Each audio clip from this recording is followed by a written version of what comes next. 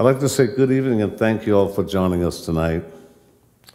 I think we have a remarkable opportunity with playground sessions to revolutionize how people are introduced to playing music. In my opinion, this technology is a musical Rosetta Stone. Everybody knows Rosetta Stone, right? So I learned all my languages.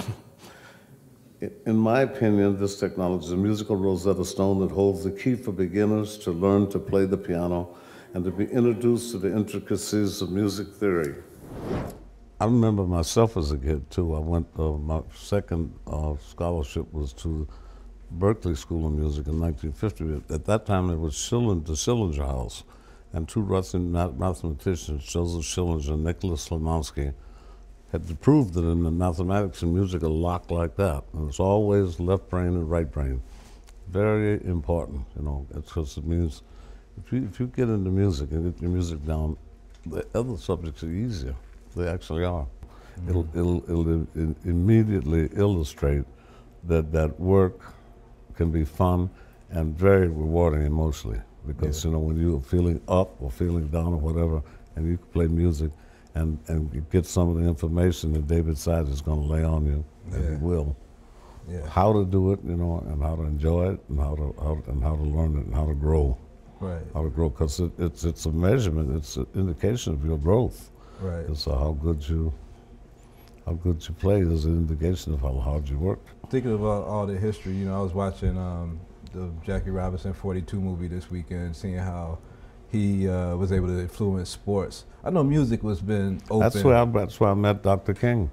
Oh, yeah? At the afternoon, I had my band up at Rachel's. They lived in Connecticut, New York, and I was as broke as the Ten Commandments back then.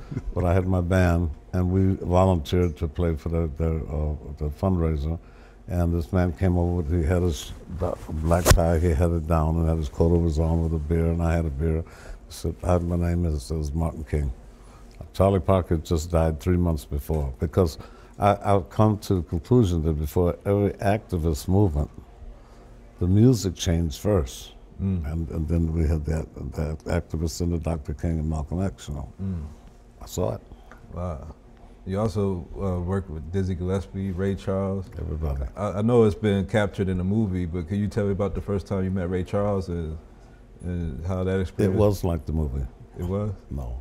I read Ray Charles at the Eagles at the Elks Club on Jackson Street in Seattle. We'd work all the clubs, 3 nightclubs a night when I was 13.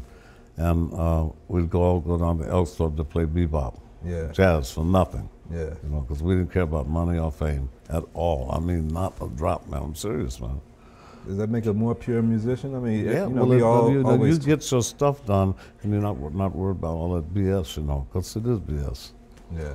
It is chasing fame, and I mean, I don't even understand the concept. I don't understand it. Having traveled the world for more than 65 years, I can tell you firsthand that music is the world's common denominator, and there's nothing I'm more passionate about than getting music and music instruction into the hands of children and adults who can benefit from its intangible magic, and it is truly magic, and it's always left and right brain. If you got left and right brain down, you got it all together, because that's emotion and intellect. Playground sessions is the place to go for that. It's the ultimate technology to bring music to people of all ages who have the passion to learn it. So please, please, please get on board and check it out. I beg you. Thank you.